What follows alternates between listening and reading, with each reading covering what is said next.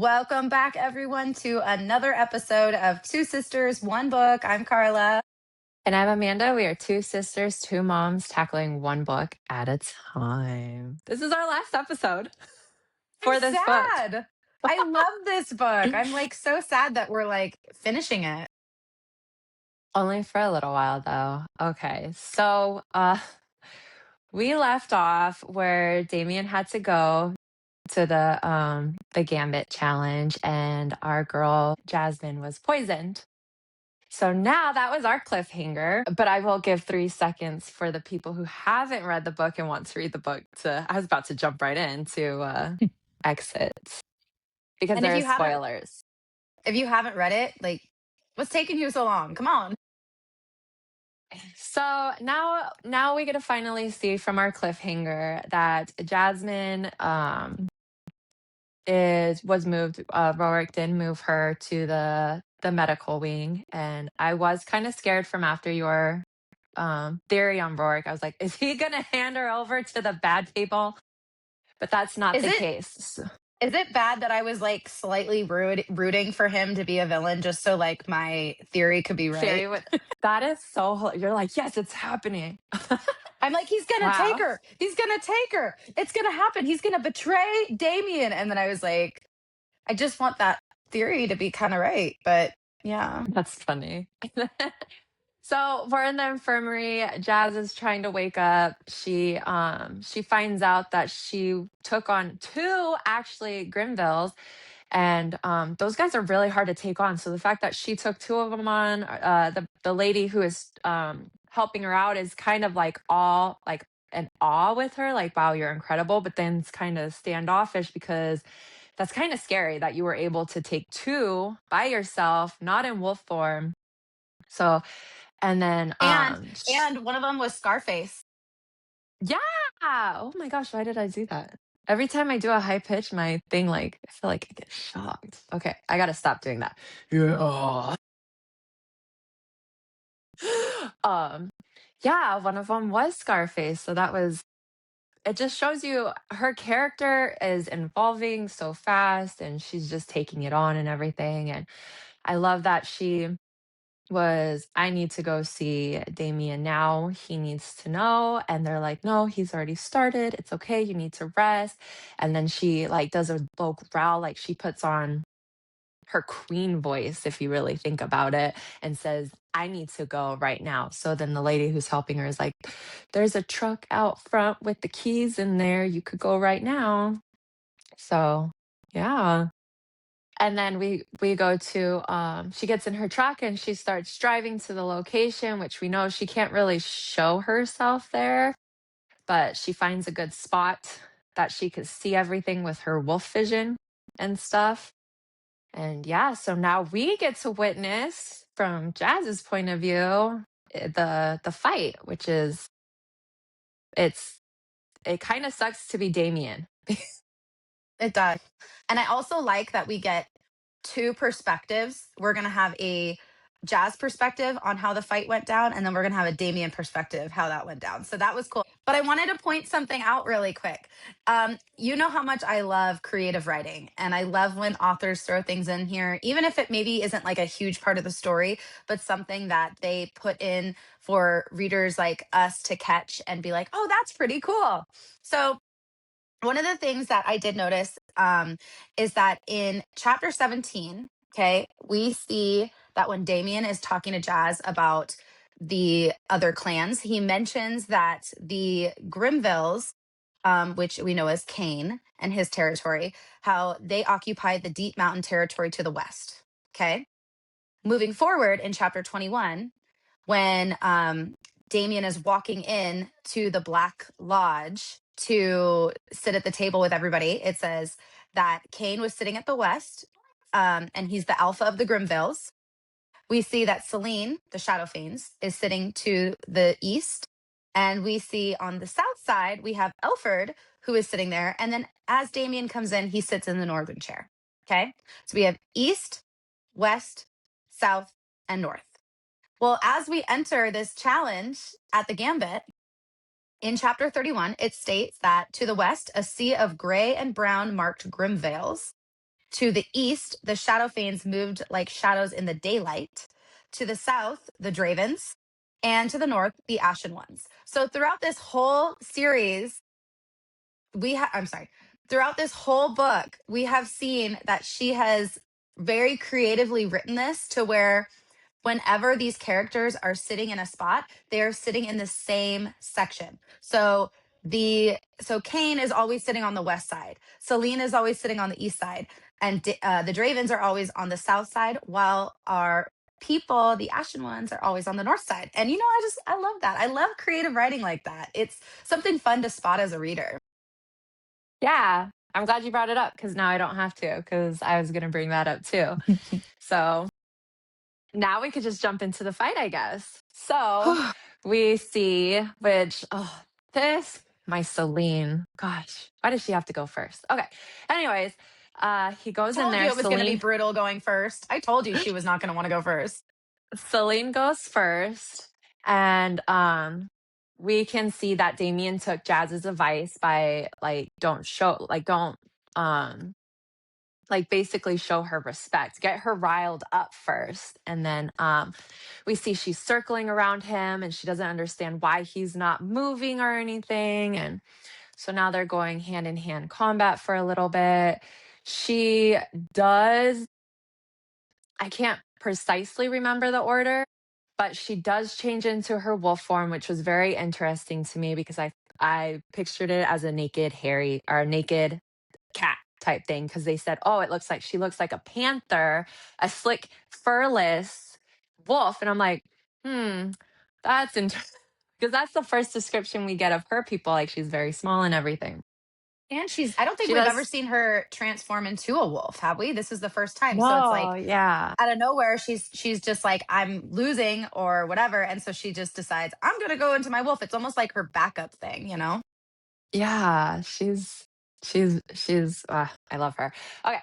But anyways, she does get a few scratches in on Damien. We could tell that he is getting affected by the poison, but he just goes all out on her. Where when I first read not that chapter, that part, and he slammed her up against the wall, I was like, he just killed her. She's dead. That's what She I did a thought. little twerk, and I was like, no, no, she has to my whole world just was like, I kept telling myself the book's not over yet. It's okay.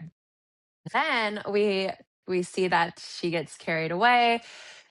Damien is trying to um basically trying to recoup, and he feels Jazz. He could hear Jazz is there. So she's like, you need to get the poison out of your system. You have this. Like she's being very encouraging. And then we have Kane. Well, right when Kane and Damien started fighting, oh my Lanta, Elford saw Jasmine. And my heart just dropped because not only did he see him because she's in a spot where you can't really see her, but yet he spotted her, looked right at her, and gave her like that symbol, like you're going down type thing. And then all of a sudden he disappears. So as that fight's going, Jasmine finally puts it together and she's all like, Alford is gone. Crap, I have to leave. So this girl then decides she's booking it back to her truck, but then she could hear the twig snap, and here comes the Shadow Fangs people. So we already know because the Shadow Fangs are the ones that blew up her bedroom below the bedroom, and the Grimvilles were the ones that were attacking her. And we know that they're all working together. So the whole thing to me right now is already sabotage. So those dirty little people.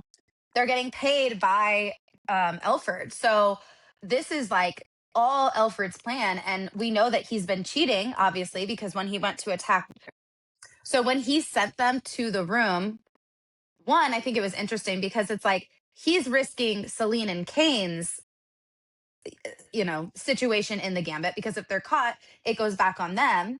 So he's paying these people to go after Jazz to break the rules of the codex because we find out he's basically cheating by sending those people into the Ashen One's compound. But it's not even something that he could get in trouble for because it's not his people. So But even then, right there, because not even the page next, like the next page on the same page, she climbs up the tree, they catch her. She dodges one of the Shadow Fang people, and then out comes Alfred, Mhm. right? And then he says, we could do it the easy way or we could do it the hard way. Either way, you're going to be captured and you're going to be mine because we all voted on this.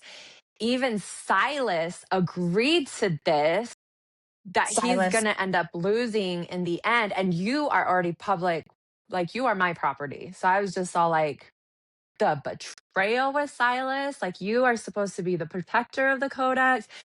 All this stuff, I was just like, well, that goes out the window. I don't need the Codex book anymore.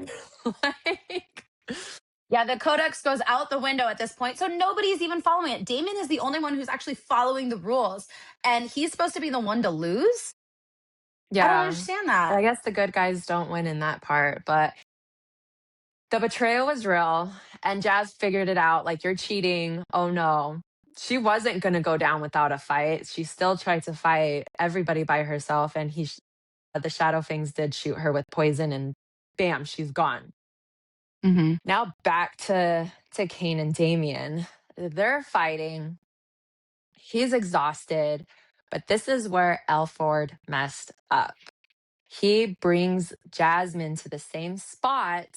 So when Damien looks up, he sees that Alfred has her basically hanging like a rag doll, basically. And I feel like that moment where Alfred thought that, hey, this is going to like crush him. He's going to be distracted. He's going to want to come get me. This is it. He put all his power then into Kane. But not only that, that's when Alfred was all like, okay, all bets are off. Let's do Rain of Fire.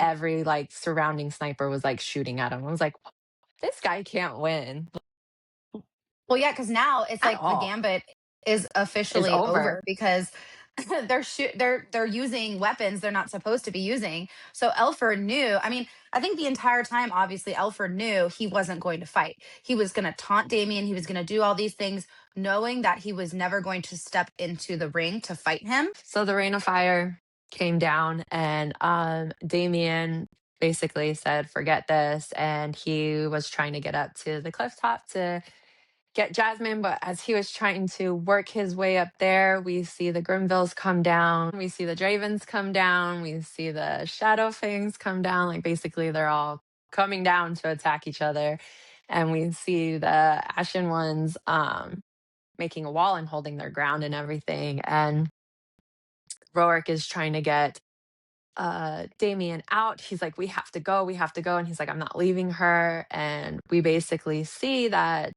Alfred takes her, I think, in a helicopter. He takes her in a helicopter, Yeah, and or that's he when starts Damien heading realizes down, she's and now, gone. yeah, she's gone. So he finally listens to Rorik, and he's all like, let's move out. But he is fighting everybody to make his ways back to the truck. This is where we see Silas was killed. We don't know if it was intentional, but I feel like that's what he gets for breaking his codex thing. And You kind of feel bad for the character, but then you're like, he tried to screw Damien the night before, so oh, whatever. I don't feel bad anymore. So that's on him. So we do Mhm. make his way. He does go back to his compound, and I feel like he doesn't wait to make a plan. He just wants to go. And so Yeah, Rourke was all and he like, called. we're all going with you. So Yeah. It's like they're all coming together. Except we do see that yes. Jazz's father, he calls her father, and he's like, I lost her. Like, he's like, you were supposed to protect her. And he's like, I tried, I did my best. And then he's like trying to, I think he's almost trying to call him for backup. But He's all her, like, her you know father's what? like, I'll nope. get her my way. So Yeah. yeah, I'll get her Which, my which, way. And we do see his way, which is amazing how he sets his whole self up.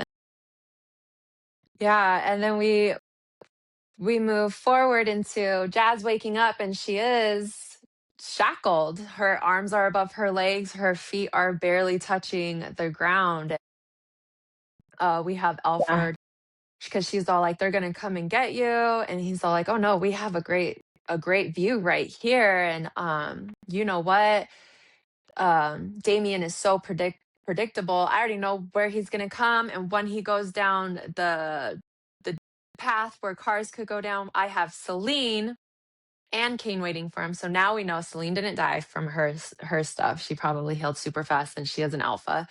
Kane is doing fine with his injuries because he's an alpha. And we see Jazz mentioning there's a lot of fog, and he's all like, "Oh, it's because of the coast." And she's like, "This is different fog." And then she puts it together, which is her Yeah. pack. It's the snow pack. They're causing a diversion, and here they come. They're like swarming in on every side.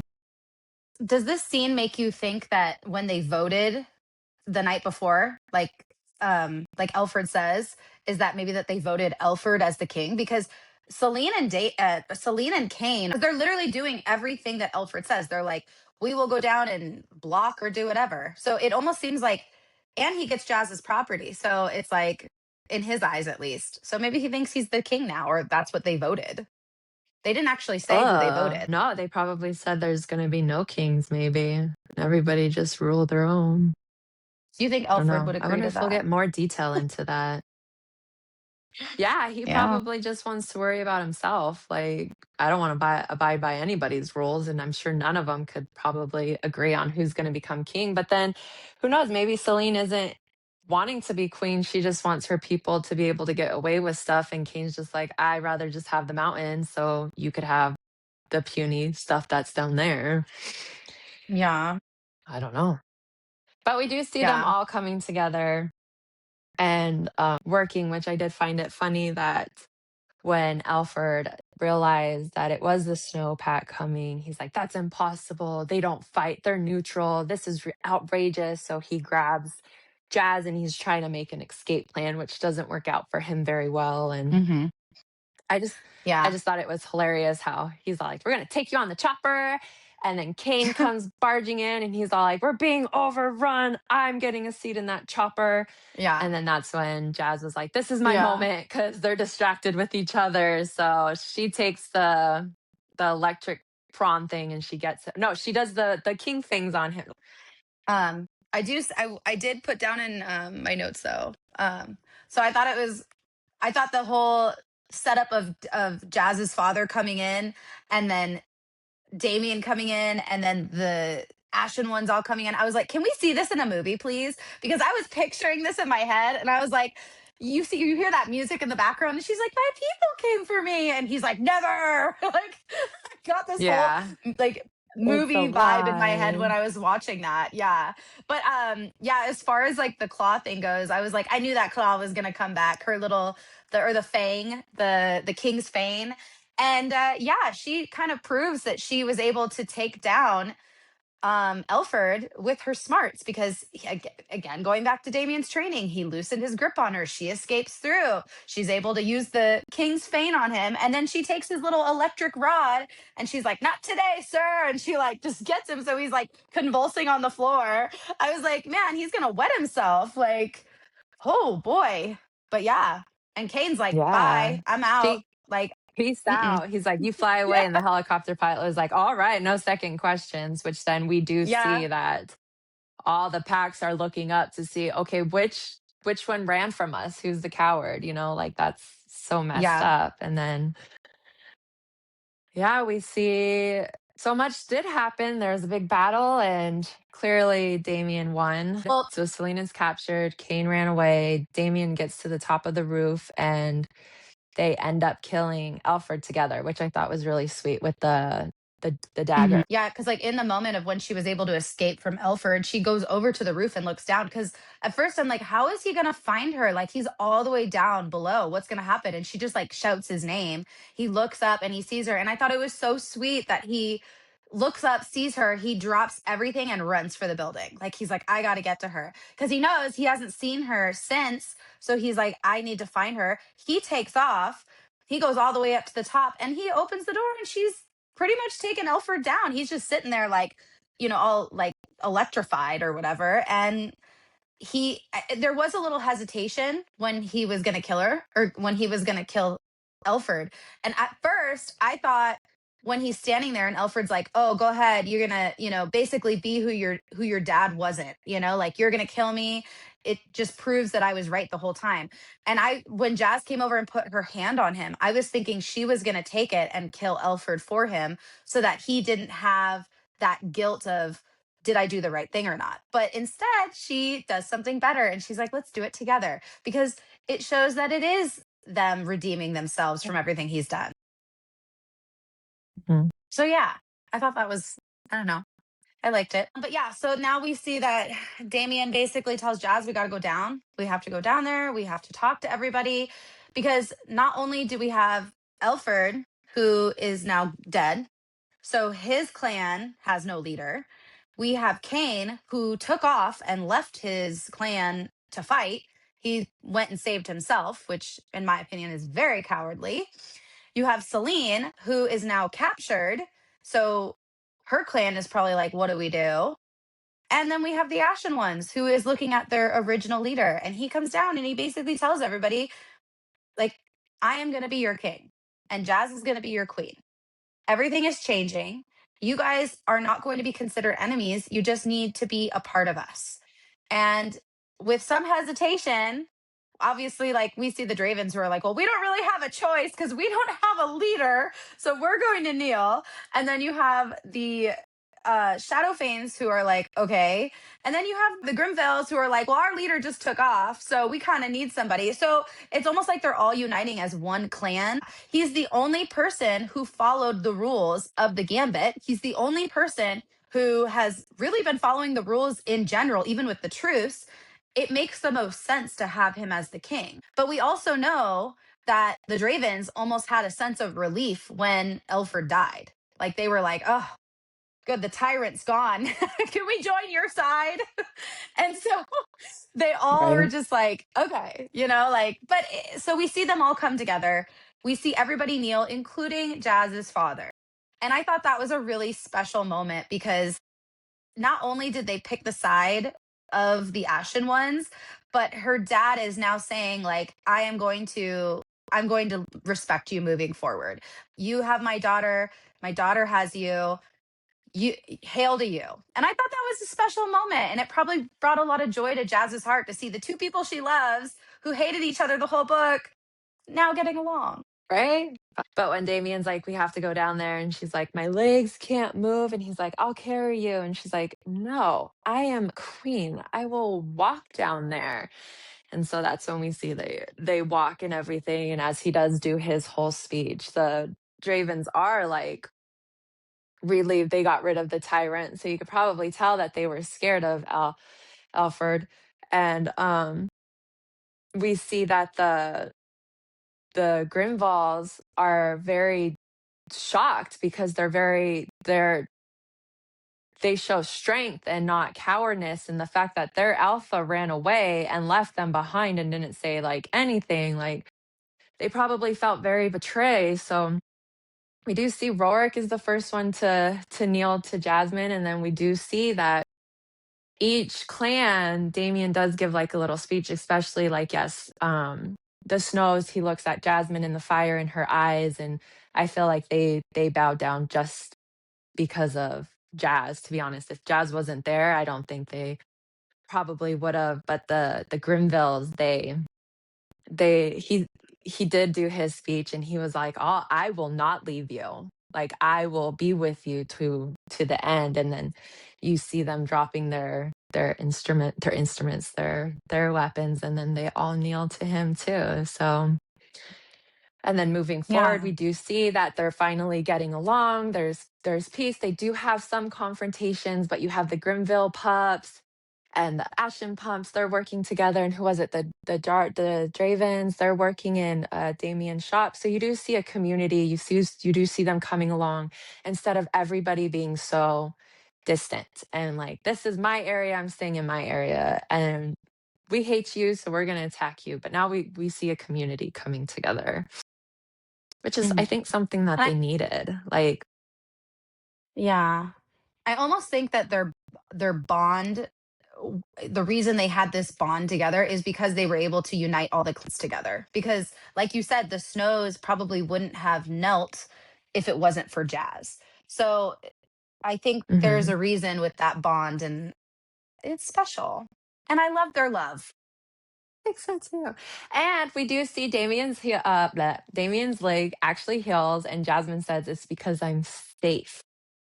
So I Yeah. don't know if that has to do anything with what we were like thinking of, but his leg is good. But Oh, I can't wait to see what happens with Celine. I can't wait to see if Kane comes back in the picture. I'm very curious, like, what did they do to my girl? And what yeah. is Kane doing? Because he has nobody.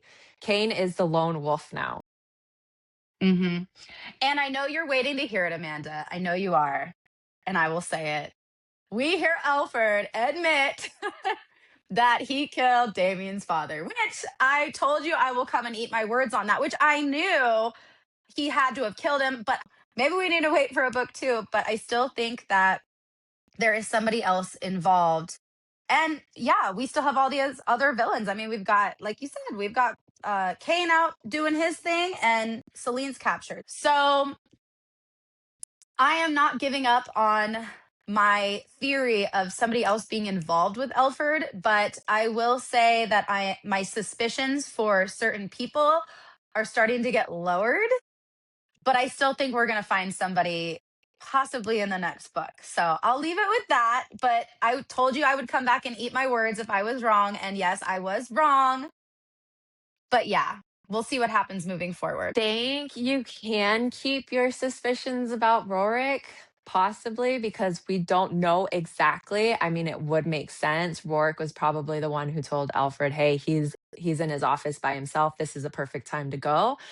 And then we could Mhm. also see like the whole birdie thing because we did see in a couple of chapters back when Damien and Jazz were going through the documents, they were feeding off of each other, like giving each other's ideas, and it was going great. And Rorik made a comment over that situation. And then with the tour scene where he's like, a little birdie told me, well, the only birdie who could probably tell you, well, it could have been the spies of the Shadowfangs, or it could have been Rorik. What my thing is now, after you were saying all that, because you could still be right with the Rourke situation because Alfred is dead, Kane is gone. You really think he's going to show his face? I mean, who knows?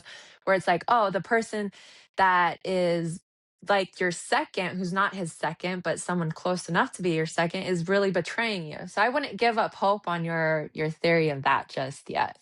So you Yeah. could still be holding on to something. And we still have yet to figure out the theory about what's going on surrounding Damien's father's death, because we do have the conflict of stories. We have the logging accident, and then we have the story that Damien told Jazz. So I do think we may find out more information as far as maybe Rorik being a possible have some possible involvement or something. But I do think that we are going to probably get some answers in the next book. At least I hope get some answers. That's the hope of that. But yeah, and then I am going to say it because Amanda, let's be honest. We are all thinking it, right? Every single one of us is thinking it. What happened to Vincent? My God. Well, they did do a dinner. She said she wasn't really in love with him, and then he was mad and kind of left. So that's what happened to him. But do you think he's like back home, like waiting for her to call and come over for dinner? But now, like in reality, she's over here, like mated to another guy, and I'm like, Vincent, where'd you go, buddy? Like, where, I don't think where's the so. I think he boyfriend? took the hint and he's all like, I just got dumped, so I'm good. Like, it only said so the way I read it is I feel like the timeline of their together was only a year. So it's not that Yeah, serious of a thing. But he probably just he's a human. He took the hit and he's just like, whatever. And then all of a sudden, if you really think about it, he took the hit and he probably never saw or heard from her ever again. So he's like, she left town. yeah, yeah. But it ends with basically Jazz and Damien ruling now as king and queen, and I do like how Jasmine was saying that she wants to help rebuild everybody. Like the Grimvilles don't have a leader. And technically neither do the Dravens don't have a leader Mhm. either. And Damien was like, that could wait till tomorrow because tonight Mhm. the king is off. And that's kind of how it Yeah, ended. I was like, I yes. know. Because they do. They need to rewrite the codex. I mean, the pacts are broken. It's gonna be a good, hopefully a better codex than what we Just bring got everybody in coming one into pack. this. Yeah. Now, Well, really the codex quickly, was one good. last. It's just no one honored it. That's true. Well, and that's what makes Sorry. it hard. If they're not going to make rules that are going to be easy to follow, then yeah, we're going to have problems. So they need to make it a little bit more. I guess they just need to make it a little bit better. That's the hope. I know. And take out the no mating thing, like no bonding thing. Take that out. I don't, never in history again. The Right? forbidden love. That was hard. So before we end this, because I know we're going to end this here in a second, I just want to know, what are your thoughts as book two comes? Are What are you thinking might happen? What are your suspicions? Well, I think that we might get a little more background on Damien's situation and his past. I think that we'll see exactly what's going to happen with the Pax and with Celine, and hopefully we could finish out to see what happens to Kane. Like, is he hunted down because of what he did, or is he like the lone wolf? Does he come back as like a greater villain, or like does he come back to try to take his people back? I'm more concerned about him, Celine, the whole Damien Fathers situation, to see about that. And then also too to see how Jasmine uh takes on her role as being queen and what happens with Tallow. Are they staying in Tallow? Are they moving out of Tallow now because the Snows kind of chose a side? Like they don't have to be off on their own. Like is Tallow like no longer a situation? And if you think about it, if the Snows leave, who's going to be running Tallow? Because the Snows were basically the history teachers, the bakers, all these people. A lot is going on. I know, and What about you? I hope we. Oh, let's see. I want to see if Rorik has any involvement. That's going to be my number one. Well, no, that's not my number one look, but Just looking at I just all the want to know. keywords. Well, what's your number one look? Yeah, What is it? We want to know. my my number one look is going to be about Damien's father and the involvement in his death. Like, how this. Why are we getting two conflicting stories? And whose story is correct? Even though I think I'm more inclined to believe Damien's side of the story. How did he know about it if supposedly there was no witnesses Because he there? was there, I'm And telling you. I'm telling he you. could be. He could have been there. But I still want to know that. I want to know like why is there this logging accident? If Damien's story is true, why is there a logging accident? Is this like a cover up? Like, and also I want to know more about like the fact that if the king died 10 years ago, why did they just have his ceremony? So, those are some things I'm looking to hopefully figure out. I think he was He there, could have been. and the elders already said that the logging accident was just a cover up. So we already know the logging accident Oh, wasn't the yeah. true story. Yeah. So what initiated the logging accident? Like, why were they needing to do a cover up? That begs that question. They weren't ready for Damien, or maybe Damien was too young. Okay, so if you really think about it, Marcus was older. Probably the king who died 30 years ago was older. And then you have this 18-year-old wolf. Like, is he mature enough to be king? Or in their eyes, is he still a pup? Like, or a teenage pup? Hmm. Maybe? Yeah, I don't know. maybe. See, these are all He things we wasn't would like ready. to know Or for maybe book they're two. like, maybe he was too immature. I don't know, but when his dad died, Yeah. isn't that when he became a warlord? So maybe he just had a lot of hate and they're like, oh no, we don't need another king that has hate. But they follow too much of the I don't know. Yeah, we need when does the book come out? Do you know? No, we need to find out because I'm ready. If it wants to be released now. I'm ready. A week later So or a fun. month later, book two is out. That would be the way to do We it. made That's the way it. to do it right there. Every month, a new book. Yep. This is the Sophie, we have on first another book we book actually, now. well, no, Onyx Storm. This is a long wait, Yeah, huh? All I right. know. We're Well, gonna have to wait a little we bit, love you I think. guys. But yeah, I was gonna say, is there anything else? I guess not. But if you're not already, make sure that you are subscribed. Make sure you like, comment, leave reviews. Follow us on Apple Podcasts, Spotify. We're also on YouTube. Oh, and really quickly before we leave, we are doing a giveaway. I don't know if you guys have seen it, but on our social media, we are doing a giveaway with Sophie, the author of the book, and we are giving away a free hard copy of the book to one lucky winner. So all you have to do is go to our Instagram page and follow all the details on there. The post is pinned on our page. So yeah, if you want to get a chance to win that book, you got to head over there right now. And winners will be announced on February 1st. So it's just going for the month of January. So be on the lookout for that and make sure that you go and check that post out. But other than that, I think that's pretty much it. We loved reading this book with you guys. If you have any other suggestions of some brand new books that just came out that we could review, we would love to do that. We love even reading any indie authors and just books in general. If you guys are interested in it, we would love to be able to talk about those with you guys on our fancy fun book club podcast. So, other than that, I guess we'll see you guys on the next episode. Bye.